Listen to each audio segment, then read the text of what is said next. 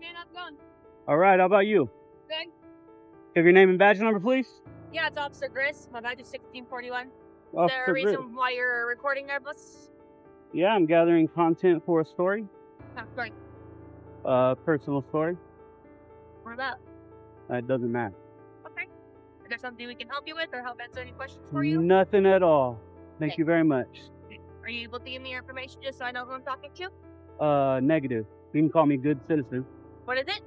Good citizen is what you can call me. Okay. Is there any reason I gotta know why you're... Am I being detained? The lady cops come into the frame and ask the individual about why he is recording, to which the individual assertively asks for the name and badge number of a lady cop, suggesting a desire for accountability or documentation of the interaction. The lady exits the scene.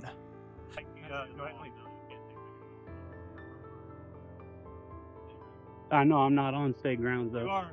If you go on the other side of the south side, you're more welcome to do that.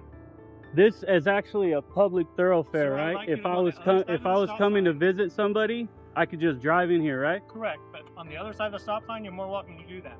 On this side of the stop sign is state ground. Seeing how the fence is there, I'd like you to go back on the other side of the fence.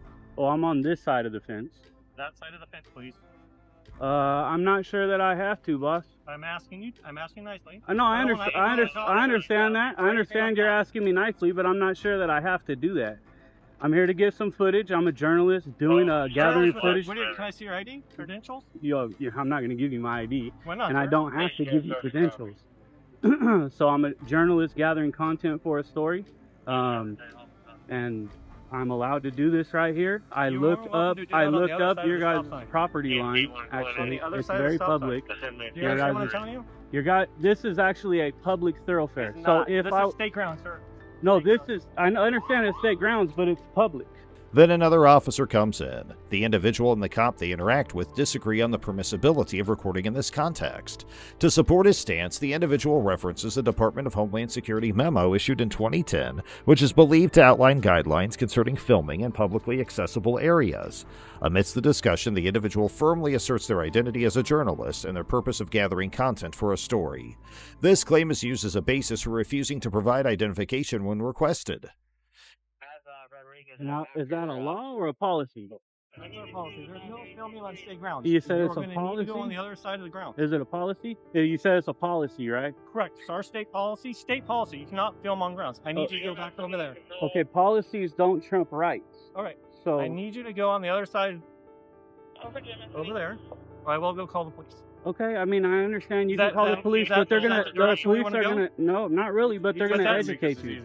I'm just trying to get you to go over there and not have an issue. I got you, but the police are just gonna educate you, and all they're Okay, gonna that's do is fine. say, hey, If this they is like to come and do public, that, this they're is more welcome to do publicly. that. 2 hours later. And they're saying that you're free to go. So as far as I'm concerned, you're free to go. I'm trying to get on ground. Okay, Can and I'm free to Can I ask stay you a as well, question? right? Can I shoot?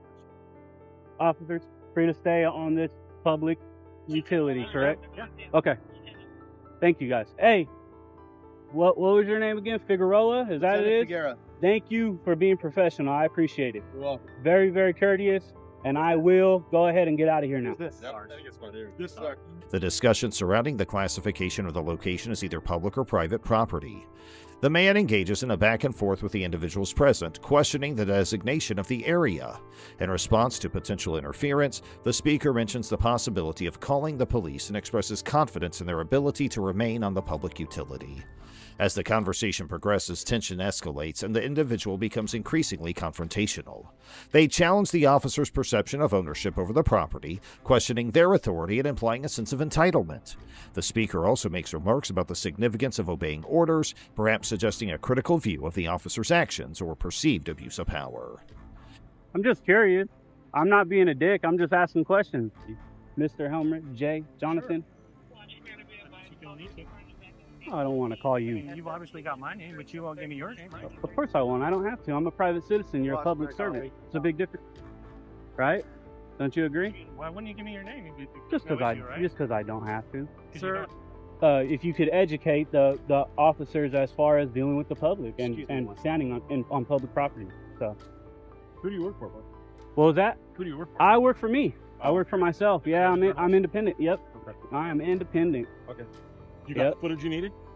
Yeah, I'm done now. Okay. I'm Is there done anything now. You need from him? Nope, he has the information to contact our public information officer. So I am requesting that you leave our grounds now. Okay, this is public. We got that straight, right? I'm in public. You can more welcome. Now to I cross might the street. stay here for another hour. I mean, you know, you can take a picture of me. I'm That's gonna fine. That's okay. That's your right, officer, Correct, to that's do the that. law. What's your name, sir? Yeah. I'm not gonna give you my name. Is there a reason you don't want I to just don't give my name out. Are you wanted by the law? No. Are you wanted by the law? I'm wanted to do my You job. got anything on you you're not supposed to have? No, everything is perfectly legal. Except The speaker engages in a back and forth with the individuals present, questioning the designation of the area. In response to potential interference, the speaker mentions the possibility of calling the police and expresses confidence on their ability to remain on the public utility. As the conversation progresses, tension escalates, and the speaker becomes increasingly confrontational. They challenge the officer's perception of ownership over the property, questioning their authority and implying a sense of entitlement.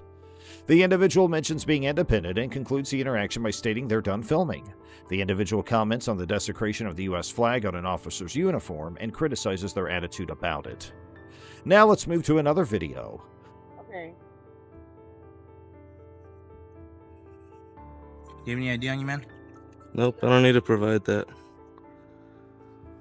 32 code from gallon 1. Like, you do not want to stop like you get stopped across the street. You get stopped behind you. I didn't hear.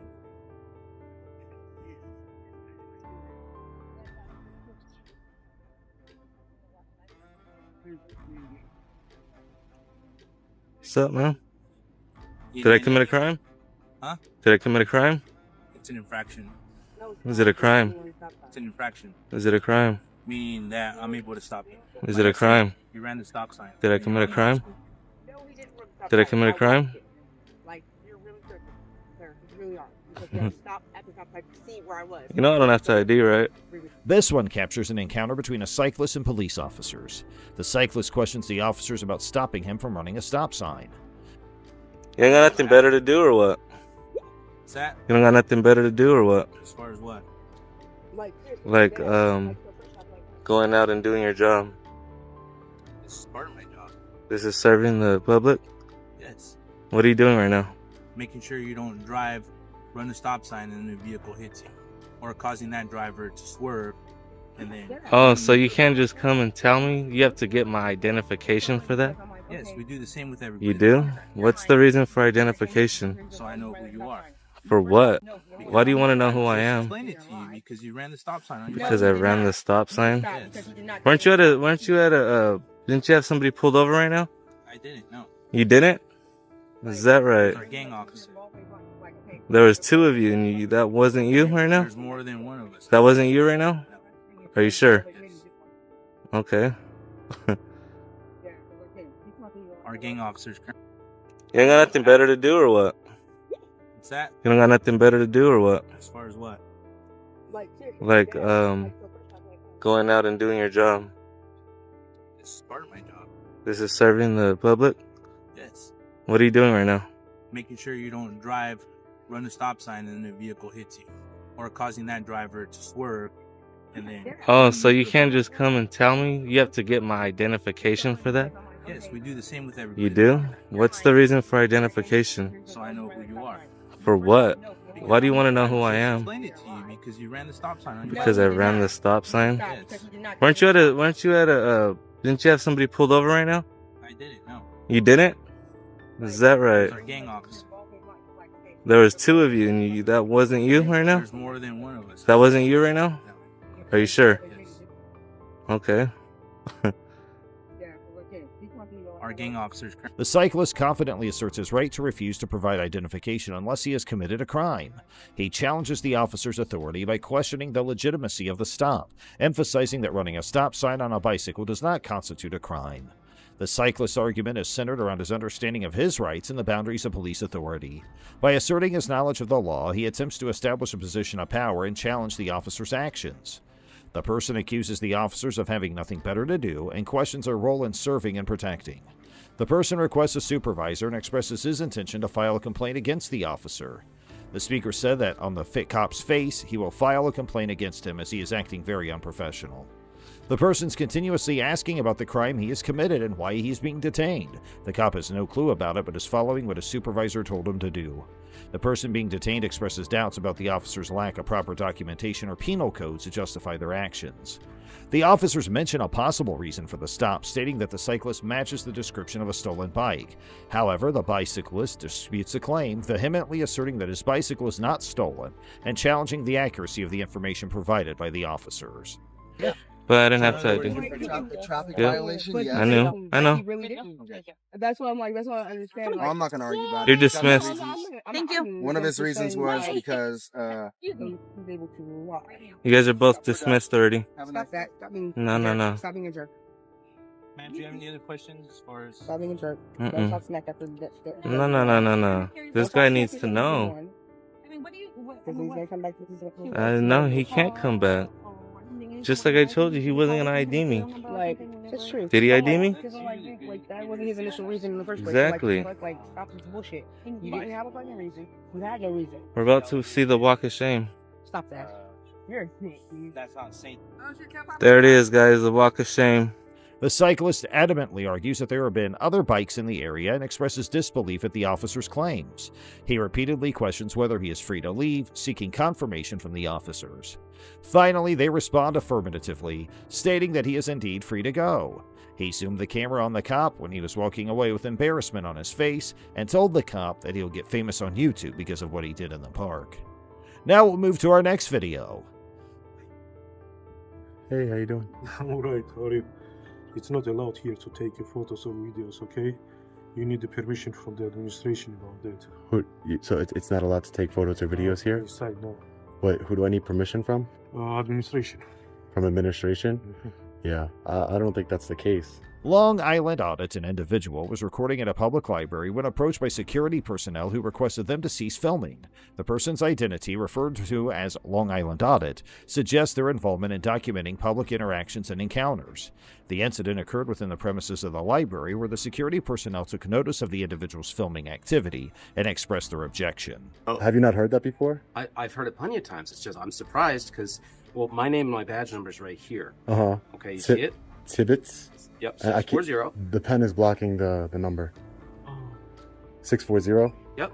And Dennis 647. So what I'm doing here is a First Amendment protected activity.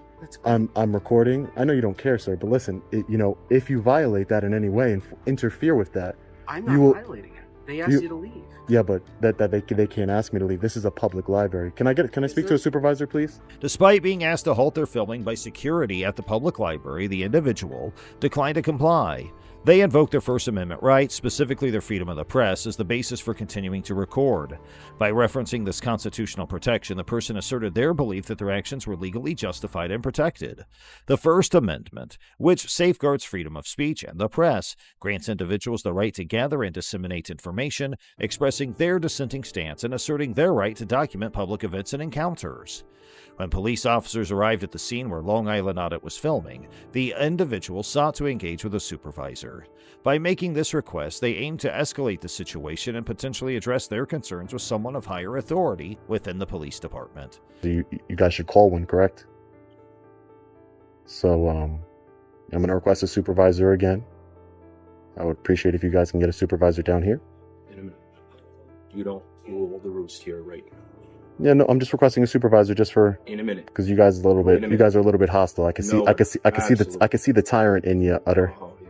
You're a real tyrant. Yeah. I can see it in your eyes. In law enforcement experience. Seeking the involvement of a supervisor suggests that the person felt dissatisfied with the initial interaction and hoped for a different approach or better understanding of their rights. After the arrival of a supervisor, the situation escalated further as the person was faced with the threat of arrest. Feeling compelled to comply with this ultimatum, they reluctantly provided their identification. The threat of arrest likely created a sense of urgency and fear of legal consequences, prompting the person to reluctantly reveal their identity. I don't, obviously, I don't know. I Took an oath to it, though, Tibbets. Jeez. Dude, why you gotta be such a tyrant? You gotta be such a tyrant. See what I'm doing there? Acting like a child? Yeah, so are you. Acting like a child. Did you get permission when you post that video of these people? Don't need it. They're in public. You don't need it? Yeah, they're in public. Don't need it. See, you're learning something here today, man. Come on. This is not going to end well with you. You know that. Okay, we'll see. We No, will see. I'm telling you. We will see. Okay. I'm not scared of you. I know you're not supposed to be scared. I don't care. I'm Okay, just great. saying. Great. Long Island Audit took decisive action following the incident by filing formal complaints against the officers involved in the encounter. Unsatisfied with the treatment they received, they expressed their intent to pursue legal action by filing a notice of intent to sue. The response demonstrates the individual's determination to hold the officers accountable for their actions and seek justice for any perceived violations of their rights. Police officers sure are law enforcement officials who are tasked with maintaining public order, protecting individuals and property, and preventing and investigating crime. However, there have been instances where police officers have abused their power, used excessive force, and violated people's rights, particularly those from marginalized communities. Oh, somebody help me! These actions can lead to distrust and fear of law enforcement, exacerbating already strained relationships between the police and the communities they serve. But can they exploit such power? What are the legal penalties if they do so? And if the police abuse his here power, would they be treated differently? Stick around as we take a closer look at two of the most brutal cases that could make us think of cops as judicial pillars twice. Our first case kicks off with Sergeant Mario Cardona versus Daniel Garza. Daniel Garza was helpless after being thrown and pinned to the ground. Officer Mario Cardona, who Garza had known for years, was on the verge of breaking his wrist. Garza recalled, "I was trying to be a man and trying to hold in the pain, but man, that wrist lock hurts." He's just bending it and bending it. But what compelled Cardona to go so far? It turns out that his actions were motivated by rage toward Garza, whom he accuses of attempting to kidnap his stepdaughter. Are cops bestowed such authority? Seems that the two men had quite the history, with Garza having previously dated Cardona's stepdaughter, Naomi Villanueva. The relationship had hit rock bottom, with Villanueva moving out of her parents' house to live with a friend. In May 2015, Garza allegedly took Villanueva without her consent from her friend's house and brought her to her parents' house in Whittier, where Cardona lived across the street. Cardona saw Garza doing pilots in his yard and ordered him to come down to the street. As soon as Garza came down, Cardona began his assault. According to Garza, he was not the aggressor, and a neighbor who witnessed the incident testified in Garza's favor. The sheriff deputies who arrived at the scene noticed redness on Garza's face, bruises and abrasions to his knees, and redness on his wrists. Garza filed a complaint against Cardona, which led to a federal lawsuit against Cardona, Chief Beck, and the city of Los Angeles. Garza alleged false arrest, unreasonable search and seizure, excessive force, assault and battery, negligence, and intentional infliction of emotional distress. A video of the incident filmed by one of Garza's neighbors was also presented at the trial. They had made up a story of what had happened to make him look like a hero and me look like a criminal, says Daniel Garza. The U.S. District Judge Stephen V. Wilson presided over the hearing where the former deputy city attorney, Michael Amarian, spoke in defense of the city. The jury found Cardona to be acting with malice as an off-duty officer, and on June 26, 2017, they ordered him to pay Garza $210,000 in damages. On top of that, the court added another $664,000 in attorney's fees and $26,000 for post-trial costs. The city of Law refused to take responsibility for Cardona's actions and even refused to indemnify the officer, forcing him to pay for the charges out of his pocket. Jim DeSimone, Garza's attorney, claims, "This is the problem with the left. This is why people are out on the street." The case is a clear example of police officers using excessive force against individuals and getting away with it. In this case, however, Garza was able to stand up to the authorities who violated his rights, and he was able to win his lawsuit against Cardona.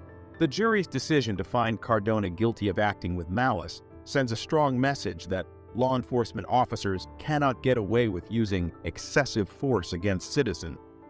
It is worth noting that this case also highlights the importance of civilians being aware of their rights and standing up to law enforcement officers when they feel their rights have been violated. Garza's decision to file a complaint and a lawsuit against Cardona shows that individuals can take action against police brutality and excessive force. As more and more people become aware of their rights and are willing to take action, law enforcement officers will be held accountable for their actions, and if you sue a cop in LAA for excessive force, you are in for a wild ride. However, Garza's decision to stand up to Cardona and the authorities who violated his rights resulted in a victory for him, sending a strong message that law enforcement officers cannot get away with using excessive force against citizens. The case of Harold Hill is just a perfect example of how our justice system can go wrong. From a gruesome rape and murder to a wrongful conviction, this case definitely ticks all the boxes. So, what underwent? First off, we have the detectives who were assigned to the case, Kenneth Bordeaux and John Halloran, the so-called beacons of justice. They were the ones who got the confession out of Peter Williams, who was later found to be in jail at the time of the crime.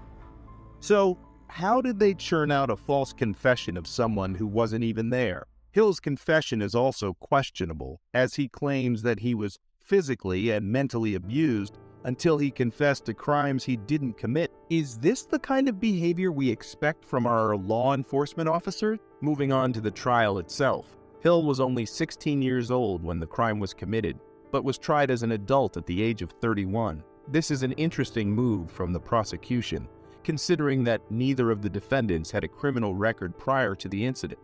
The jury found Hill and Young guilty of murder, and they were sentenced to life without parole. But 13 long years later, DNA tests revealed that the hair found at the crime scene and the cellular materials under Kathy Morgan's fingernails didn't match either of the defendants. Think of the agony Hill went through for something he didn't do. What made Hill hold on to his life is still astonishing. Despite this evidence, the prosecutors disputed the findings, suggesting that the hairs were unrelated to the crime and that the cellular material could have come from sweat or drool left over by the recovery team.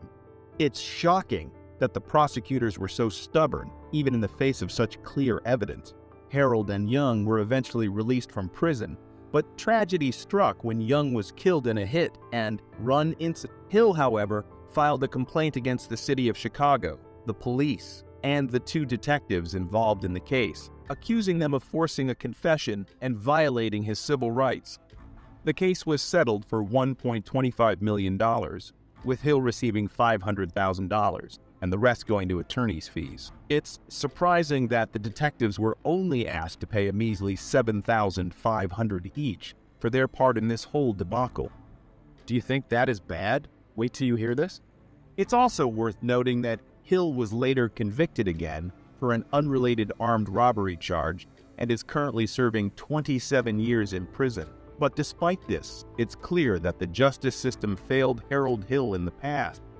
This case highlights the importance of reforming our justice system to ensure that wrongful convictions don't occur, and that those who abuse their power are held accountable. The case of Harold Hill is a tragedy of errors, starting from the investigation to the trial and subsequent conviction. Being wrongfully imprisoned for 13 years, Hill was not awarded a chance to conform to life outside because he was turned into a criminal by the system.